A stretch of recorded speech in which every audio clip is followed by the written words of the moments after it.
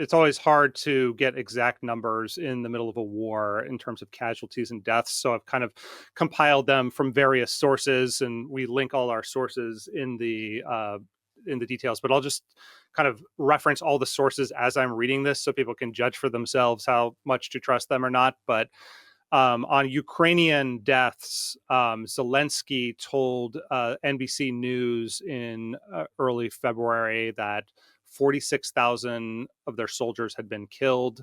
Um, Anonymous U.S. officials had told The Economist late last year that number, they estimated that number to be 70,000 dead and 120,000 wounded, as compared to the Ukrainian government's numbers of 46,000 dead and 380,000 soldiers wounded. Either way, I mean, that's a lot of people. 12,340 civilians killed, 27,836 civilians wounded. That's from the UN High Commissioner for Human Rights office. Uh, this number that they talked a little bit about in the meeting, that Zelensky brought up, 20,000 children deported to Russia. This is a program where Russia, once they enter these territories, they evacuate the children. They say to, get them out of hostilities, but these children just go into Russia, kind of never to be seen again, possibly, taught Russian and Russified. So that's a kind of horrific thing to contemplate. On the Russian side, 172,000 soldiers killed, and 611,000 soldiers wounded. So, getting close to a million there. And that those estimates come from the International Institute for Strategic Studies. The Russia has not released any numbers for a long time. So I guess what I want to ask about all that is to bring us back to the point you raised earlier about um, the influence of NATO, the influence of Boris Johnson. There were talks that there was a deal that maybe could have happened back in April 2022. Is it is there legitimacy to the point that the U.S. is complicit in kind of letting a mass casualty event play out for something that it's starting to look like there's not going to be a much better outcome for Ukraine than there would have been if that deal had been taken 3 years ago? Well, arguably, it's not just that it's just as bad as it would have been. It's much worse, right? And this is kind of the MAGA argument. And to show my cards a little bit here, these are very, very weighty questions that I think get to be a little bit difficult for American journalists and think tankers to decide for ourselves Mm-hmm. about. But you know, if it is true that there was a deal that would have said Ukraine is guaranteed neutrality and Russia keeps what it took in the war that started in 2014, and that was on the table and everything else was even, then it's hard not to think that this is a sort of preventable and world historical tragedy. I don't know how else you look at it, right? Um, the problem that I think perhaps JD does not give enough credit to is that, first of all, the Ukrainians didn't think that Russia was going to invade. They didn't believe that that was going to happen until the very last minute. And our intelligence services, who, you know, I think widely acknowledged as having done a pretty great job on this stuff, uh, we had to work pretty hard to convince them this was real. And then we didn't know their war plans. And so everybody's kind of flying blind because we didn't know we didn't know what Zelensky was going to do when the invasion happened. And then their command and control broke down. And so everybody's flying dark. And you have these flying columns with javelins that Trump gave them that are suddenly blowing up Russian tank columns and really kind of decimating these guys who thought they were going to come in. Russia sent a lot of Rosguardia and people who were essentially like riot police in. And the Ukrainians were just kicking their asses. Using, before Starlink came in, using guerrilla forces and flying columns and tactics that are almost out of like the Soviet anti-Afghanistan or the anti-Soviet campaign in Afghanistan, things like this. And So then all of a sudden people are like, well, wait, we're going to win this thing.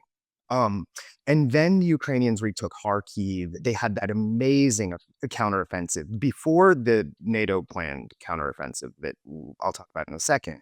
But so there's this immense optimism. There was this immense optimism that even though the sanctions weren't quite working how we wanted, and even though like we weren't really sure if our levers worked the way that we thought they had in the past, that all of a sudden, actually, you could drive the Russians, you could cut off Crimea. You could make a land bridge that was going to cut Crimea off from Russian held territory in the north, and you could possibly instigate a collapse of Russian lines.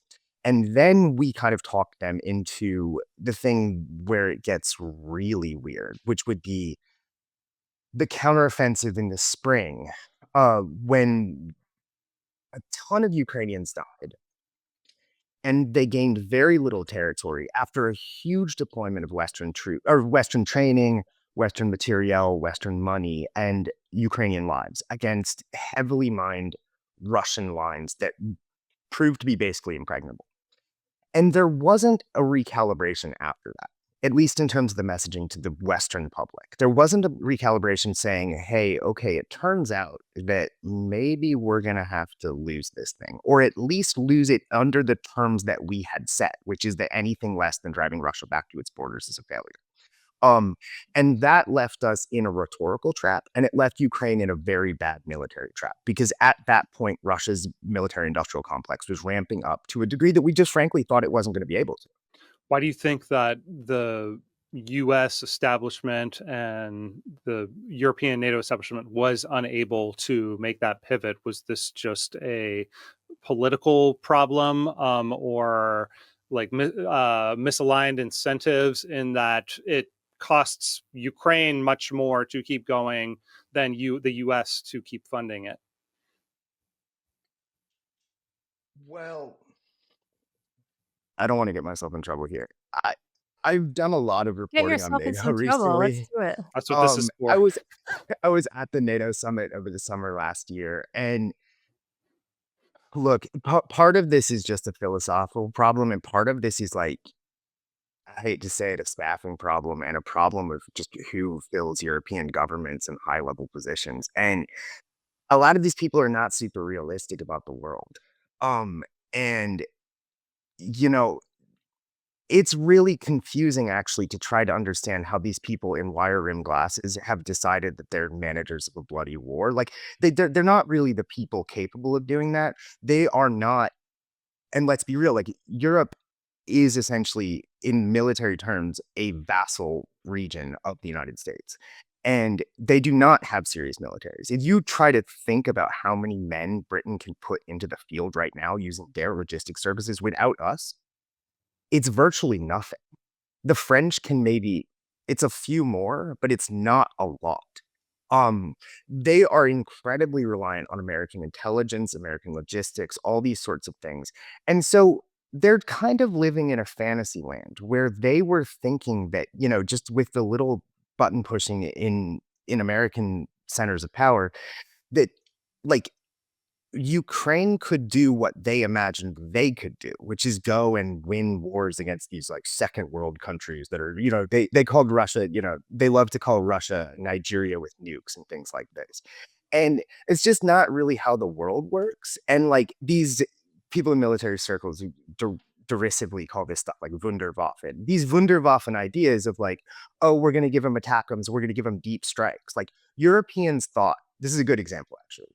Europeans really genuinely believed in their hearts that if we gave Ukraine deep strike capability using Storm Shadow missiles or our ATACMS systems, that we would be able to hit Russian depot bases, Russian command and control, Russian air defense, things like this, and basically cause the same kind of chaos that we caused during that first Ukrainian counteroffensive when we had first given them HIMARS. So they're striking 40, 60 miles behind lines.